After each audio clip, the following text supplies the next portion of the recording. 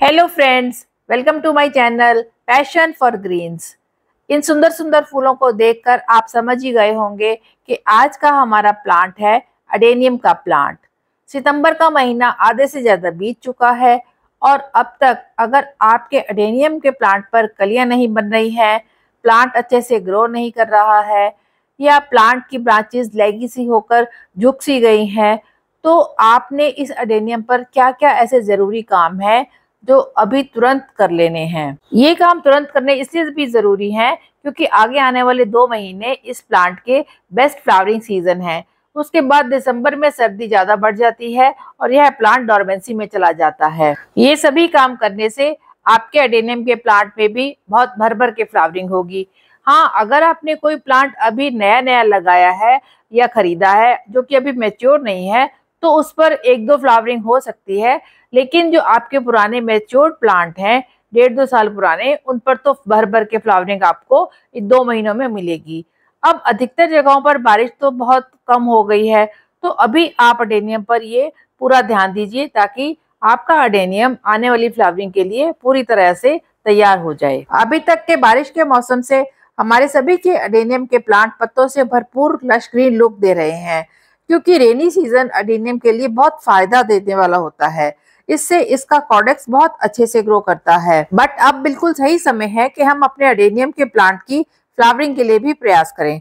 सितंबर और अक्टूबर की तेज bright sunlight जो है वह अडेनियम को बहुत ही पसंद आती है और फुल सनलाइट में यह प्लांट बहुत ही अच्छे से फ्लावरिंग भी करता है।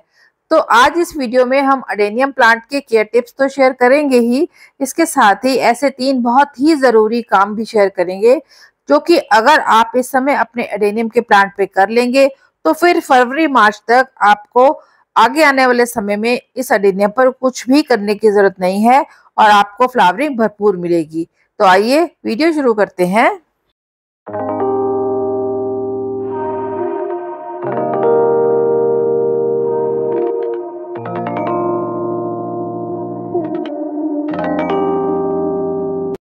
मिड सितंबर से लेकर अक्टूबर नवंबर तक का समय ऐसा होता है जब आप अपने अडेनियम पर मनचाहे काम कर सकते हैं। यह प्लांट आपको भरपूर फ्लावरिंग देगा। आप इसकी प्रूनिंग कर सकते हैं, इसकी रिपोर्टिंग कर सकते हैं और चाहे तो लाइट प्रूनिंग करके इसे कोई भी मनचाही शेप दे सकते हैं। नॉर्थ इंडिया में सर्दी का मौसम बहुत ज्यादा होता है, तो ऐसे में हमारे अडेनियम प्लांट डोरमेंसी में चले जाते हैं। लेकिन अगर अभी आप अपने अडेनियम प्लांट की पूरी केयर करेंगे और 3 मोस्ट इम्पॉर्टेंट काम कर लेंगे तो आगे आने वाले डोरमेंसी को भी यह प्लांट बहुत अच्छे से बर्दाश्त करेगा और अगले फरवरी मार्च तक आपको दोबारा फ्लावरिंग करनी शुरू कर देगा। अडेनियम प्लांट को डेजर्ट रोज भी कहते हैं, इसलिए इसे डेजर्ट लाइक सिचुएशन ज्यादा पसंद आती हैं। इसकी केयर बहुत ही आसान है क्योंकि यह कम खाद और कम पानी में चलने वाला पौधा है। तो सबसे पहले बात करते हैं अडेनियम की केयर के लिए हमें क्या करना है। अडेनियम में अच्छी फ्लावरिंग पाने के लिए हमें इस प्लांट को अच्छी सनलाइट देनी है, यानी फुल डे सनलाइट देनी है। अभी मॉनसून के सीजन में अडेनियम प्लांट को प्रॉपर फुल डे सनलाइट नहीं मिली क्योंकि कभी क्लाउडी होता है तो कभी बारिश होती है, इसलिए तेज जो सनलाइट होती है वह देखने को कम ही मिलती है। लेकिन अब मौसम बदल रहा है तो इस समय आप भी अपने अडेनियम को फुल डे की सनलाइट में रखें ताकि इसमें जो भी एक्स्ट्रा मॉइस्चर हो वह निकल जाए और आपका प्लांट फंगस वगैरह से भी बचा रहे।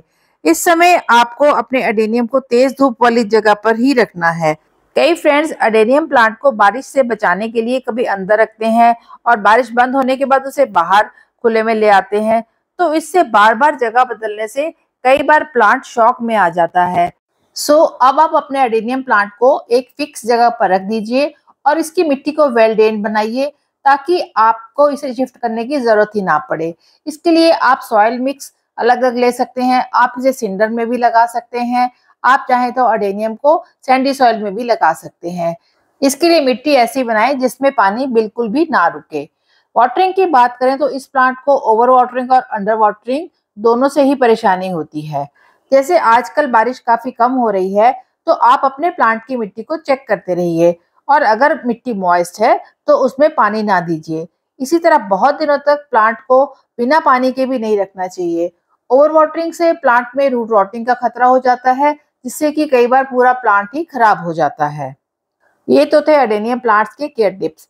अब बात करते हैं आपके प्लांट के लिए 3 ऐसे इम्पोर्टेंट काम जो कि अभी करने बहुत ही ज़रूरी हैं। तो सबसे पहला काम है अपने प्लांट की कटिंग या प्रूनिंग करना। बारिश का पानी नाइट्रोजन रिच होता है, इसलिए इस पानी से हमारे एडेनियम प्लांट्स में लीव्स की या पत्तियों की ग्रोथ बहुत ज़्यादा होती है और पतली-पतली टहनियों पर जब ये पत्तियाँ ज़्यादा हो जाती हैं, तो टहनियाँ एक तरह से झुक सी जाती हैं। तो इस समय आप अपने प्लांट की इस तरह की जितनी भी टहनियाँ हैं, उन्हें प्रून कर दें, ताकि जितनी नई ब्रांचेज़ होंगी, उतनी ही ज़्यादा फ्लावरिंग आपके प्लांट पर होगी। कटिंग करते हुए एक बात का ध्यान रखें कि मेन ब्रांच को एकदम स्टेम के नज़दीक से नहीं काटते हुए थोड़ा-सा हिस्सा छोड़कर ही काटें। शाम के 5:30 से 6 बजे के बीच का समय कटिंग के लिए बेस्ट रहता है, क्योंकि उस समय धूप भी नहीं होती और अंधेरा भी ज़्यादा नहीं हुआ होता। तो अब आप जल्द से अपने इस प्लांट को कटिंग और प्रून करके जो भी मनचाही शेप है आप इसे दे दीजिए। क्योंकि अगर अभी भी आप इस काम में देरी करेंगे तो आपको प्लांट में एक्सपेक्टेड ग्रोथ नहीं मिलेगी। जहाँ से भी आपने कटिंग या प्रूनिंग करी है, उस हिस्से पर साफ फंजीसाइड जरूर लगा दें, ताकि वहां से फंगस का कोई भी खतरा ना रहे। और इस तरह से जो नई नई कटिंग्स निकलेंगी, उनसे आप नए नए प्लांट्स भी बना सकते हैं। यह कटिंग कैसे ग्रो करते हैं, यह मैं किसी और वीडियो में आपके साथ शेयर करूंगी। जब भी आप कटिंग करें तो एक बात का और ध्यान रखें कि कटिंग के बाद प्लांट को पानी देना है तो वह नीचे मिट्टी में ही पानी दें। जहां से भी आपने कटिंग करी है वहां पर पानी देने से बचें, ताकि वहां पर फंगस वगैरह ना लग सके।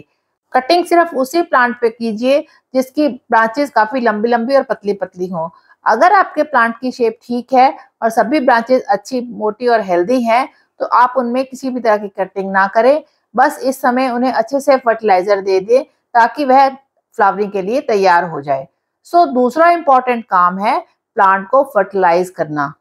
तो जब भी आपको प्लांट को फर्टिलाइजर देना हो तो 1-2 दिन पहले उसकी मिट्टी को ड्राई रखिए और उसके बाद उसमें अच्छे से गुड़ाई कर दीजिए।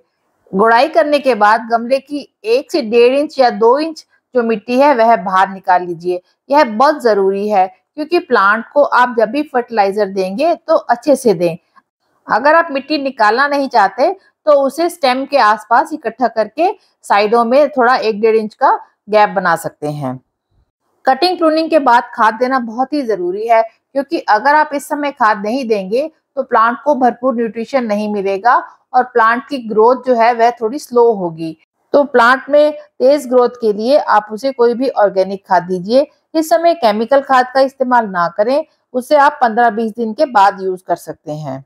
इस तरह से गमले की साइडों से 1-1.5 इंच मिट्टी मैंने निकाल ली है और इसके बाद एक बार फिर से गमले के किनारे किनारे पे अच्छे से गुड़ाई करके थोड़ी जगह बना ली है।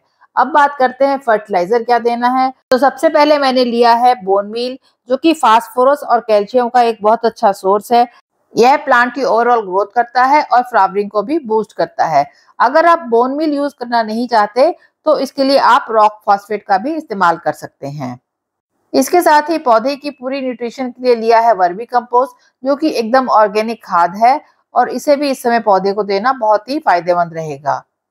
इस समय आप जो खाद बना रहे हैं उसमें नीम की खली डालना भी बहुत जरूरी है, ताकि मिट्टी में होने वाली किसी भी बीमारी से पौधे को बचाया जा सके। क्योंकि अगर प्लांट की मिट्टी हेल्दी होगी तो प्लांट भी हेल्दी होगा।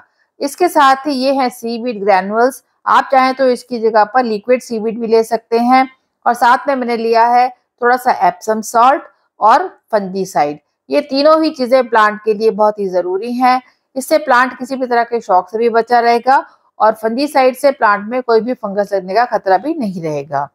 इस तरह से bone meal, fungicide, Epsom salt, नीम खली और सीवीड ग्रैनुल्स वगैरह को मिलाकर आप एक मिक्सचर बना लीजिए और अपने गमले के साइज के हिसाब से उसमें डाल दीजिए। एक 10-12 इंच के गमले में आप 2 मुट्ठी भरकर ये फर्टिलाइजर डाल दीजिए। उसके बाद इसके ऊपर एक लेयर वर्मी कंपोस्ट की डाल दीजिए। इस तरह से सारा फर्टिलाइजर आप अपने गमले की मिट्टी में इक्वली डिस्ट्रीब्यूट कर दीजिए। अब जो मिट्टी आपने गमले से निकाली थी उसे आप उसके ऊपर डाल दीजिए और थोड़ा थोड़ा दबा दीजिए। इस तरह से जब आप अपने पौधे को फर्टिलाइज करेंगे तो यह हर तरह के न्यूट्रिशन से भरपूर होगा और यह अच्छे से फ्लावरिंग भी करेगा। उसके बाद इस खाद में मैं फंजीसाइड मिला हुआ पानी ही दे रही हूँ, ताकि पौधे में बिल्कुल किसी भी तरह की फंगस की गुंजाइश ही ना रहे। कटिंग, प्रूनिंग और फर्टिलाइजर देने के बाद तीसरा इम्पोर्टेंट काम है अडेनियम के प्लांट को रीपॉट करने का। इस प्लांट को आप साल में एक बार जरूर रीपॉट कीजिए। रीपॉट करते समय प्लांट को गमले की मिट्टी से थोड़ा सा ऊपर उठाते हुए मिट्टी में लगाएं ताकि कॉर्डेक्स की ग्रोथ अच्छे से हो सके। अच्छे कॉर्डेक्स वाला पौधा देखने में बहुत ही सुंदर लगता है। जब भी आप प्लांट की रीपॉटिंग करें तो उसे 1-2 दिन सेमी शेड वाले एरिया में रखें, उसके बाद उसे पूरे दिन की सनलाइट में रख सकते हैं। सो फ्रेंड्स, ये थे एडेनियम प्लांट के केयर टिप्स और इस प्लांट पर करने वाले सितंबर महीने के मोस्ट इम्पॉर्टेंट काम। आप इन्हें तुरंत अभी कर लीजिए ताकि आगे आने वाले मौसम में आप इन पर अच्छे से फ्लावरिंग पा सकें और आपका प्लांट बहुत ही हेल्दी रहे ताकि डोरमेंसी को भी अच्छे से बर्दाश्त कर सके। आई होप आपको ये वीडियो यूजफुल और इंफॉर्मेटिव लगी होगी। अगर आपको ये वीडियो अच्छी लगी हो तो प्लीज इसे लाइक कीजिए, कमेंट कीजिए, शेयर कीजिए और मेरे चैनल को सब्सक्राइब कीजिए। Thanks for watching.